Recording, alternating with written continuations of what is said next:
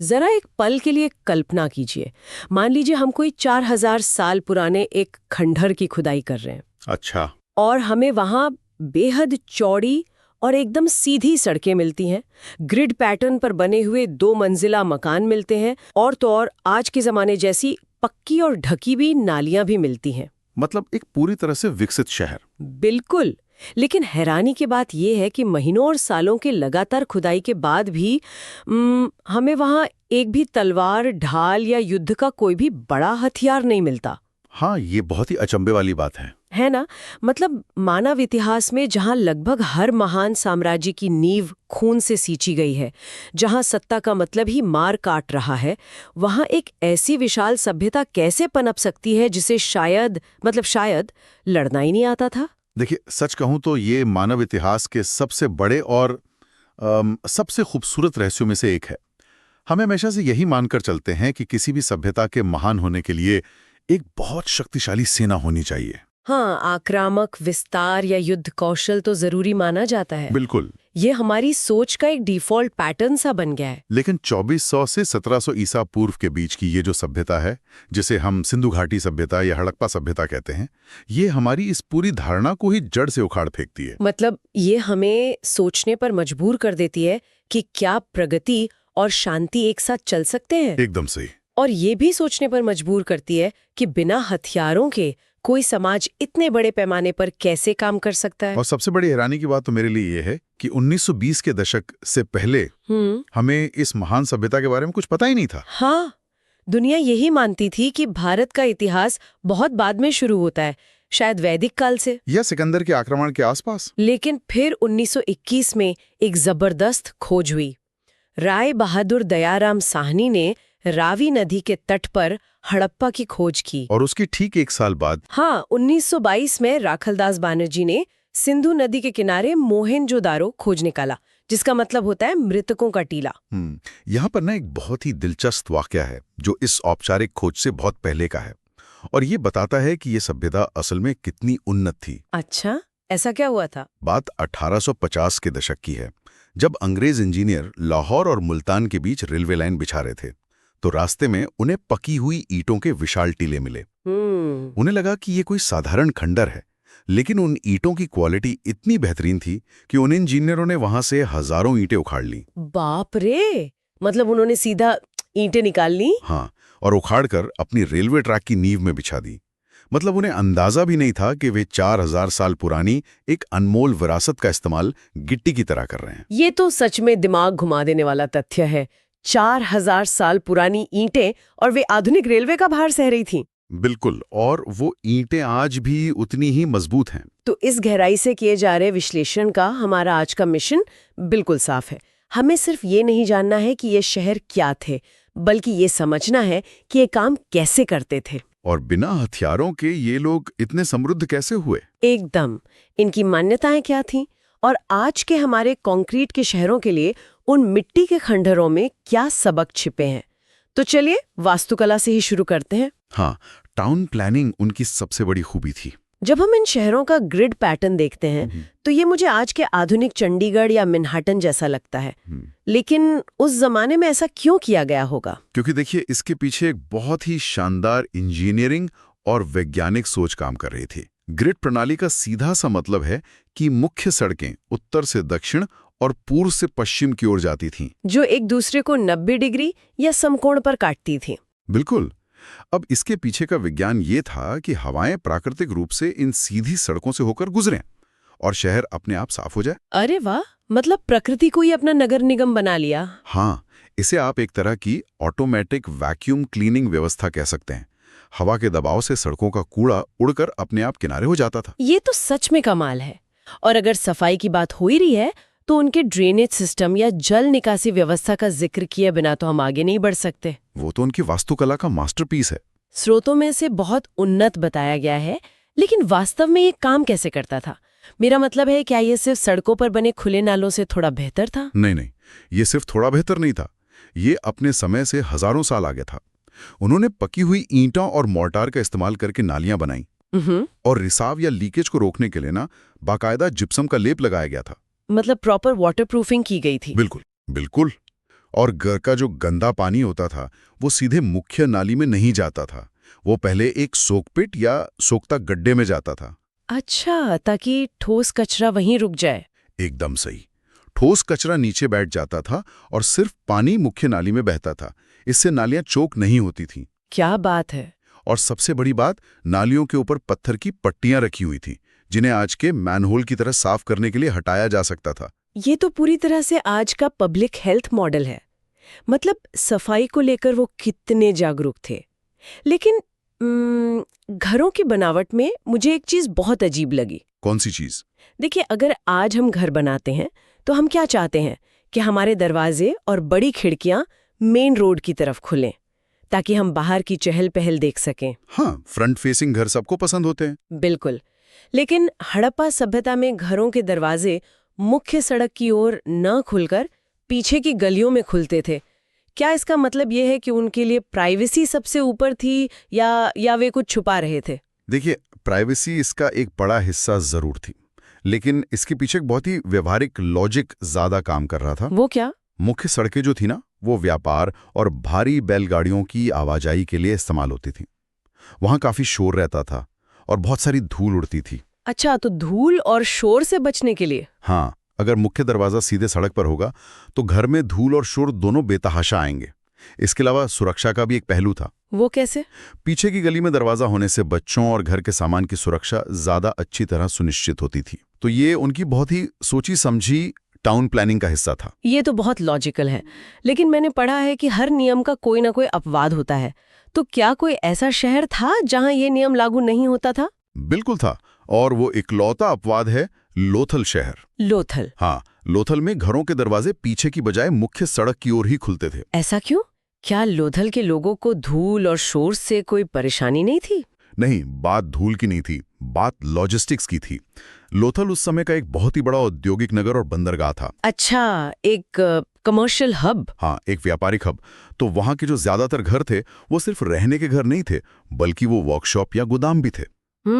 समझ गए। अब आप खुद सोचिए, अगर आपको बैलगाड़ी से भारी माल उतारकर गोदाम में रखना है तो आप उसे पतली पगडंडियों या पीछे की संकरी गलियों से तो नहीं ले जा सकते ना। बिल्कुल नहीं, वो तो बहुत मुश्किल हो जाएगा। बस इसीलिए व्यापारिक सुगमता के लिए लोथल में मुख्य दरवाजे मेन रोड पर रखे गए थे। क्या बात है। मतलब उनके हर अपवाद के पीछे भी एक ठोस आर्थिक लॉजिक छुपा हुआ था। अब शहर की बनावट से थोड़ा आगे बढ़ते हैं। मोहनजोदड़ो में दो बहुत ही विशाल और खास इमारतें मिली हैं। हाँ, वृहद स्नानागार और अन्नागार। बिल्कुल। मैं वृहद स्नानागार या ग्रेट बाथ के बारे में थोड़ा और समझना चाह रही हूँ। 11.88 मीटर लंबा, 7.01 मीटर चौड़ा और 2.43 मीटर गहरा एक पक्का कुंड। क्या ये सिर्फ एक बड़ा सा स्विमिंग पूल था? नहीं नहीं, बिल्कुल नहीं। वृहद स्नानागार संभवतः उनके सार्वजनिक और धार्मिक जीवन का एक बहुत ही पवित्र केंद्र था। मतलब कोई रिचुअल या अनुष्ठान के लिए? हाँ, जैसे आज भी कई संस्कृतियों में सामूहिक स्नान या किसी पवित्र नदी में डुबकी लगाने की परंपरा होती है ना, जी। ये उसी तरह के सार्वजनिक अनुष्ठान का प्रतीक था। और मैंने पढ़ा है कि इसमें भी वाटरप्रूफिंग की गई थी। बिल्कुल। इसे वाटरप्रूफ बनाने के लिए ईंटों के ऊपर डामर या बिटुमेन की एक मोटी परत चढ़ाई गई थी, जो इसे 4000 साल बाद भी जलरोधी या वाटरटाइट बनाती है। ये कमाल की इंजीनियरिंग है। लेकिन स्नानागार के बगल में जो दूसरी बड़ी इमारत है, अन्नागार यानी ग्रेनरी, स्रोतों में लिखा है कि ये मोहनजोदड़ो की सबसे बड़ी इमारत थी। हाँ, सबसे बड़ी। मुझे ये बात बहुत दिलचस्प लगी। मतलब उनके लिए पूरे शहर की सबसे बड़ी इमारत कोई राजमहल या भव्य मंदिर नहीं था, बल्कि वो जगह थी जहां वे अपना अनाज रखते थे। और यही बात इस सभ्यता की सबसे बड़ी कुंजी है। इसे आप आज के रिजर्व बैंक या सेंट्रल बैंक के रूप में देख सकते हैं। अनाज का बैंक? हाँ, क्योंकि उस समय अनाज ही असली मुद्रा थी। वे कृषि या खेती में इतने उन्नत थे कि उनकी जरूरत से कहीं ज्यादा पैदावार होती थी, जिसे हम इकोनॉमी में सरप्लस प्रोडक्शन कहते हैं। हाँ, जैसे कालीबंगा में जुते हुए खेत मिले हैं और लोथल से चावल के साक्ष्य भी मिले हैं। बिल्कुल। तो इस अतिरिक्त अनाज को सुरक्षित रखना बहुत जरूरी था।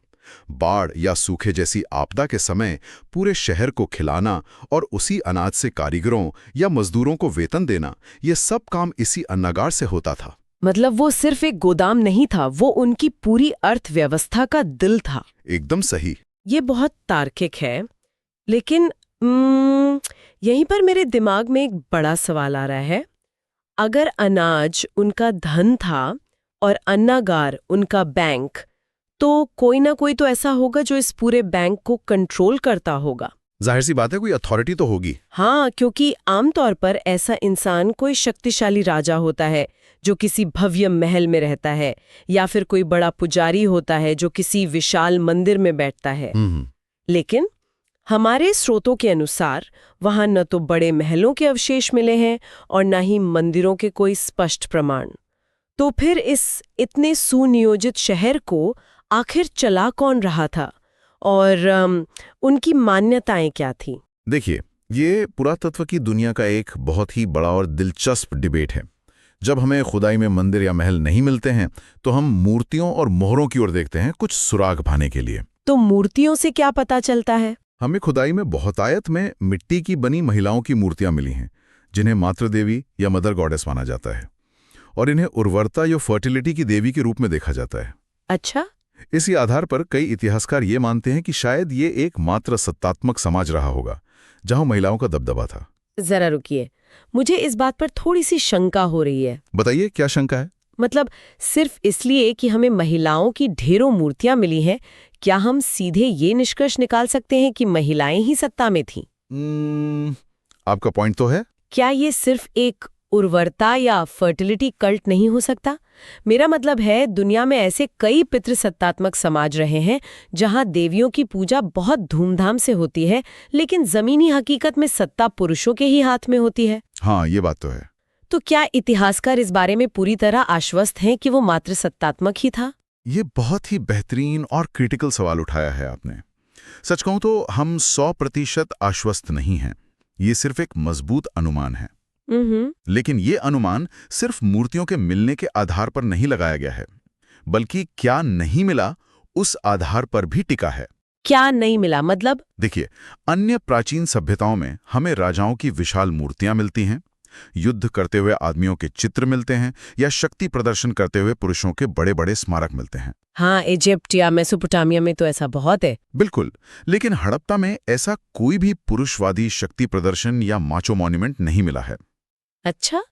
इसलिए मातृ देवी की मूर्तियों की बहुतायत और दूसरी तरफ पुरुष प्रधान सैन्य स्मारकों की बिल्कुल अनुपस्थिति, ये दोनों बातें मिलकर एक अधिक संतुलित या संभवतः मात्र सत्तात्मक समाज की ओर इशारा करती हैं। हाँ, ये स्पष्टीकरण मुझे ज्यादा समझ में आता है। और अगर हम मान्यताओं की बात करें तो मोहनजोदड़ो से एक बहुत ही रहस्यमयी मोहर भी तो मिली है, जिसे पशुपतिनाथ की मोहर कहा जाता है। हाँ, वो मोहर बहुत ही खास है। उसमें एक योगी ध्यान की मुद्रा में बैठा हुआ दिखाई देता है, और उसके चारों ओर जानवर हैं। और वे जानवर कौन से हैं? ये भी तो बहुत महत्वपूर्ण है ना? बिल्कुल। उसके दाहिनी ओर हाथी और बाघ हैं, बाईं ओर गैंडा और भैंसा है, और पैरों के पास 2 हिरण बैठे हैं। तो क्या ये शिव का कोई प्राचीन रूप है? कई विद्वान इसे भगवान शिव के शुरुआती रूप यानी पशुपति या जानवरों के देवता से जोड़कर देखते हैं। इसके अलावा कालीबंगा और लोथल से अग्निकुंड या फायर पिट्स भी मिले हैं। अच्छा, जो हवन या किसी तरह के अग्नि अनुष्ठान की गवाही देते हैं। एकदम सही।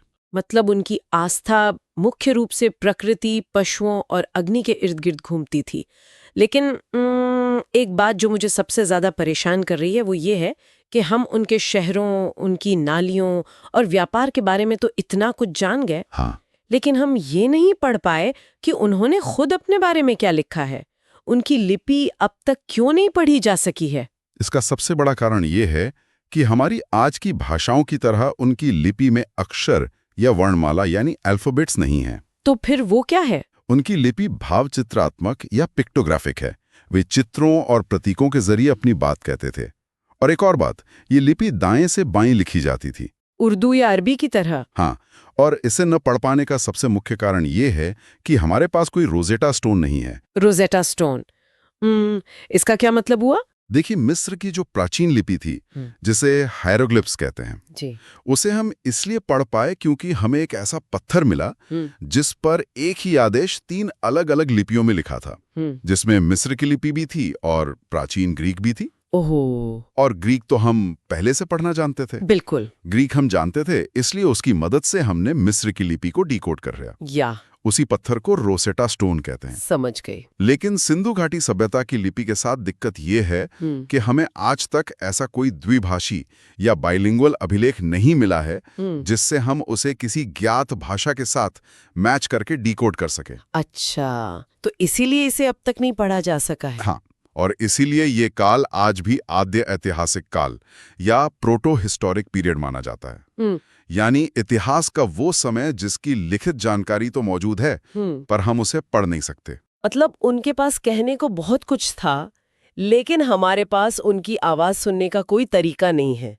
खैर, उनकी लिपि जो भी कहती हो, एक बात तो तय है कि वे लोग बहुत शांति पसंद थे। हाँ, ये बात तो है। जैसा कि हमने शुरुआत में भी चर्चा की थी, पूरे इतने विशाल साम्राज्य में युद्ध के कोई हथियार नहीं मिले। लेकिन यहां भी मैं थोड़ा पुशबैक देना चाहूंगी। अच्छा, बताइए। देखिए, क्या ऐसा नहीं हो सकता कि उनके हथियार लकड़ी के रहे हों, जो 4000 सालों में जमीन के नीचे गल गए हों? ये एक संभावना हो सकती है। या फिर वे युद्ध में अपने उन्हीं भारी औजारों का इस्तेमाल करते हों जिनसे वे खेती करते थे। क्योंकि देखिए, इंसान का इतिहास तो हमेशा जमीन और संसाधनों के लिए लड़ने का ही रहा है। बात तो सही है। तो ये बात थोड़ी पचती नहीं है कि कोई इतना बड़ा समाज बिल्कुल ही युद्ध न करता हो। आपकी ये शंका बिल्कुल जायज है और ये संभव है कि वे अपनी रक्षा के लिए कुछ उपकरणों का इस्तेमाल करते हों। लेकिन जो बात इतिहासकारों को सबसे ज्यादा हैरान करती है वो हथियारों का न होना उतना नहीं है जितना कि युद्ध के महिमा मंडन का न होना है। युद्ध का महिमा मंडन मतलब ग्लोरिफिकेशन। हाँ, देखिए, अगर कोई समाज लड़ता है तो वो चीज उसकी कला और संस्कृति में झलकता जरूर है। जैसे राजाओं की तस्वीरें जिनमें वे दुश्मनों के सिर काट रहे हों। बिल्कुल, या जीत के बड़े बड़े स्मारक। लेकिन हड़प्पा की मोहरों, उनके बर्तनों या मूर्तियों में कहीं भी हिंसा या युद्ध का कोई दृश्य नहीं है। अच्छा, तो उनकी कला में क्या दिखता है? उनका मनोरंजन पासा खेलना और शिकार करना था। मोहनजोदड़ो से जो एक नर्तकी की कांस्य मूर्ति मिली है, वो उनकी कला का एक बहुत ही उत्कृष्ट नमूना है। डांसिंग गर्ल की मूर्ति, हाँ, मैंने उसके बारे में पढ़ा है। और स्रोतों में ये भी लिखा है कि शायद वे मिठास के लिए शहद का इस्तेमाल करते थे। हाँ, शहद के साक्ष्य भी हैं। मतलब ये एक ऐसा समाज था जो जीवन का आनंद लेने में, कला में और शांति में विश्वास रखता था। लेकिन यहीं एक और सवाल खड़ा होता है। क्या? अगर आपके पास हथियार नहीं है, आप युद्ध नहीं करते, तो आप इतने समृद्ध कैसे हो सकते हैं कि कोई दूसरा कबीला या साम्राज्य आप पर हमला करके आपको लूट न ले? और इस सवाल का जवाब ही उनकी सबसे बड़ी ढाल था। क्या था वो जवाब? एक बेहद मजबूत, दूरगामी और वैश्विक व्यापारिक नेटवर्क। वे लोग दुनिया से अलग थलग नहीं थे। उन्होंने दुनिया को आर्थिक रूप से अपने ऊपर निर्भर कर लिया था। मतलब वो इकोनॉमी के जरिए खुद को सुरक्षित रखे हुए थे। बिल्कुल। मेसोपोटामिया, जो आज का इराक है, वहां के प्राचीन अभिलेखों में एक शब्द बहुत बार मिलता है। वो शब्द है मेलुहा। मेलुहा? हाँ, और इतिहासकार पूरी तरह से ये मानते हैं कि मेसोपोटामिया के लोग सिंधु घाटी सभ्यता को ही मेलुहा कहते थे और उन दोनों के बीच बहुत गहरा व्यापारिक संबंध था। और उनका जो आयात निर्यात का जाल था वो किसी आज की आधुनिक ग्लोबल सप्लाई चेन से कम नहीं था। मतलब मैंने पढ़ा है कि वे तांबा राजस्थान के खेतड़ी, बलूचिस्तान और ओमान से मंगाते थे। एकदम सही। सोना वे कर्नाटक, अफगानिस्तान और ईरान से मंगाते थे। और लाजवर्त या लैपिस लाजुली जैसा खूबसूरत नीला पत्थर वो मेसोपोटामिया से लाते थे। और आपको क्या लगता है ये सारा व्यापार केवल जमीन के रास्ते होता था? नहीं, बंदरगाह भी तो थे ना उनके पास। हाँ, लोथल, जिसे सिंधु घाटी का मैनचेस्टर भी कहा गया है, और सुरकोर्दा जैसे बड़े बंदरगाहों से भारी समुद्री व्यापार होता था। लेकिन जरा सोचिए, हजारों किलोमीटर दूर किसी अनजान व्यापारी से आप व्यापार कैसे करेंगे? आप ये कैसे सुनिश्चित करेंगे कि माल रास्ते में चोरी नहीं हुआ या किसी ने उसमें मिलावट नहीं की? यही तो मैं भी सोच रही हूँ। उस समय ना कोई इंटरनेट था, ना अंतर्राष्ट्रीय कानून, तो ये सब बिना किसी विवाद के कैसे चलता था? इसके लिए उन्होंने मोहरों यानी सील्स और एक बहुत ही सटीक मापन प्रणाली का आविष्कार किया। मोहरों का इस्तेमाल कैसे होता था? वे अपने माल को बोरियों में बंद करते थे, फिर उस पर गीली मिट्टी लगाते थे और अपनी मोहर से उस मिट्टी पर एक छाप छोड़ देते थे। अरे वाह, ये तो आज की टैम्पर प्रूफ बार कोड या सिक्योरिटी सील की तरह हो गया। बिल्कुल। वही कॉन्सेप्ट। अगर माल पहुंचने पर मिट्टी की मुहर टूटी हुई है, मतलब रास्ते में माल के साथ छेड़छाड़ हुई है। बहुत ही स्मार्ट। और मापन प्रणाली की क्या बात कर रहे थे आप? जहां तक तौलने या मापन की बात है, उन्होंने 16 के अनुपात यानी बेस 16 की प्रणाली विकसित की थी। 16 का अनुपात? 16 में ऐसा क्या खास था? वे 10 के अनुपात का इस्तेमाल क्यों नहीं करते थे, जो हमें आज ज्यादा आसान लगता है? देखिए, 16 का अनुपात व्यापारियों के लिए एक जीनियस गणितीय समाधान है। व्यापार में जब आपको चीजें बराबर बांटनी होती हैं तो आप उसे आधा करते हैं, है ना? हाँ बिल्कुल। अब देखिए, 16 का आधा 8, 8 का आधा 4, 4 का आधा 2 और 2 का आधा 1। इसमें कोई दशमलव या डेसिमल नहीं आता, कोई जटिल कैलकुलेशन नहीं करनी पड़ती। अनपढ़ से अनपढ़ मजदूर भी आसानी से तराजू के बाट को आधा करके माल तौल सकता है। अरे हाँ, ये तो उनकी व्यापारिक बुद्धिमत्ता का एक और बहुत बड़ा आहा मोमेंट है। मतलब सब कुछ इतना प्रैक्टिकल था। बिल्कुल। अगर मैं इस पूरी व्यवस्था को देखूं तो ये मुझे आज के किसी प्राचीन मुक्त व्यापार क्षेत्र या फ्री ट्रेड जोन की तरह लगता है। हाँ, आप ऐसा कह सकती हैं। ईरान से लेकर कर्नाटक और मेसोपोटामिया तक अलग-अलग क्षेत्र एक दूसरे पर आर्थिक रूप से निर्भर थे। शायद यही उनकी शांति का सबसे बड़ा राज था। वो कैसे? देखिए, जब आपका संभावित दुश्मन ही आपका सबसे बड़ा ग्राहक या आपका सप्लायर बन जाए तो फिर युद्ध का कोई मतलब ही नहीं रह जाता ना। एकदम सटीक विश्लेषण है ये। व्यापार ने ही शायद उस पूरे क्षेत्र में शांति की गारंटी दे रखी थी। पूरी तरह सहमत हूँ। आर्थिक अंतर्निर्भरता या इकोनॉमिक इंटरडिपेंडेंस ने युद्ध की जरूरत को ही बेमानी कर दिया था। ये एक ऐसा समाज था जो किसी अहंकारी शासक के बजाय शायद एक व्यापारिक वर्ग द्वारा संचालित होता था, जहां मुनाफा और जन कल्याण दोनों साथ साथ चलते थे। बिल्कुल। लेकिन देखिए, हर कहानी का एक अंत तो होता ही है। एक ऐसा साम्राज्य जिसका विस्तार उत्तर में जम्मू कश्मीर के मांदा से लेकर दक्षिण में महाराष्ट्र के दायमाबाद तक था, और पश्चिम में सुतकागिंडोर से लेकर पूरब में आलमगीरपुर तक फैला हुआ था। हाँ, जिसे इतिहासकार स्टुअर्ट पेगॉट ने एक विस्तृत साम्राज्य की जुड़वा राजधानी यानी हड़प्पा और मोहनजोदाड़ो कहा था। ऐसा विशाल, सुव्यवस्थित और समृद्ध समाज अचानक कैसे खत्म हो गया? ये एक बहुत बड़ा सवाल है। अगर किसी ने उन पर हमला नहीं किया तो वे इतने सारे लोग आखिर कहाँ गायब हो गए? इसका जवाब इंसानों के पास नहीं, प्रकृति के पास है। पतन का जो असली रहस्य है वो आज भी 100% नहीं सुलझा है। अच्छा, लेकिन जो सबसे वैज्ञानिक और सबसे ज्यादा प्रभावी कारण माना जाता है वो है प्रकृति का प्रकोप, विशेष रूप से बाढ़ और नदियों का अपना रास्ता बदल लेना। नदियों का रास्ता बदलना? हाँ, उस क्षेत्र में टेक्टोनिक प्लेटों में भारी हलचल हुई, जिससे सरस्वती जैसी नदियां या तो सूख गई या उन्होंने अपना रास्ता ही बदल लिया। बाप रे। और सिंधु नदी में आने वाली भयानक बाढ़ों ने उनके इतने उन्नत जल निकासी सिस्टम और शहरों को पूरी तरह ध्वस्त कर दिया। मतलब पूरा सिस्टम ही कोलैप्स हो गया। बिल्कुल। जब पीने का पानी और खेती ही नहीं बची तो जाहिर है व्यापार भी ठप हो गया और लोग धीरे धीरे इस महान नगरीय व्यवस्था को छोड़कर सुरक्षित ग्रामीण इलाकों की तरफ पलायन कर गए। मतलब प्रकृति की ताकत के सामने बड़े से बड़ा स्मार्ट सिटी भी घुटने टेक देता है। यही प्रकृति का नियम है। तो इस पूरे विस्तृत विश्लेषण से हमारा सबसे बड़ा निष्कर्ष क्या निकलता है? मुझे लगता है कि सिंधु घाटी सभ्यता हमें ये सिखाती है कि एक आदर्श समाज वो नहीं है जिसके पास सबसे घातक हथियार हो या सबसे बड़ी सेना हो। बिल्कुल सही। एक आदर्श समाज वो है जो अपने लोगों के स्वास्थ्य को प्राथमिकता दे, जैसे उनका बेहतरीन ड्रेनेज सिस्टम था, जो अन्न सुरक्षा सुनिश्चित करे, जैसे उनकी विशाल अन्नागार थे। एकदम। और जो युद्ध के बजाय वैश्विक सहयोग और व्यापार से अपनी सीमाओं को सुरक्षित रखे। सही कहा आपने। असली ज्ञान तो वही है जो अतीत की सफलताओं से सीखकर आज के समाज को कुछ बेहतर बनाने का रास्ता दिखाए। हड़प्पा सभ्यता ये साबित करती है कि इंसान की स्वाभाविक प्रवृत्ति सिर्फ लड़ना नहीं है, हाँ, बल्कि साथ मिलकर निर्माण करना और समृद्ध होना भी है। बिल्कुल। तो इस चर्चा के अंत में एक विचार है जो मेरे जहन में लगातार घूम रहा है और मैं उसे श्रोताओं के सोचने के लिए यहीं छोड़ना चाहूंगी। बताइए, क्या विचार है? दमे दफन हो जाए तो हजारों साल बाद के पुरातत्वविद जब इन इमारतों को खोदेंगे तो वे हमें क्या मानेंगे? ये तो बहुत ही गहरा सवाल है। क्या हमारी लिपि और हमारे सुपरमार्केट भी उन्हें इतने ही शांतिपूर्ण लगेंगे, या फिर जमीन के नीचे बने हमारे परमाणु बंकर और हथियारों के कारखाने हमारी कहानी के पन्ने कुछ और ही गवाही देंगे? श्रोताओं के लिए ये सोचना दिलचस्प होगा। अगली बार एक नए विषय के साथ गहराई से विश्लेषण करने के लिए हम फिर मिलेंगे।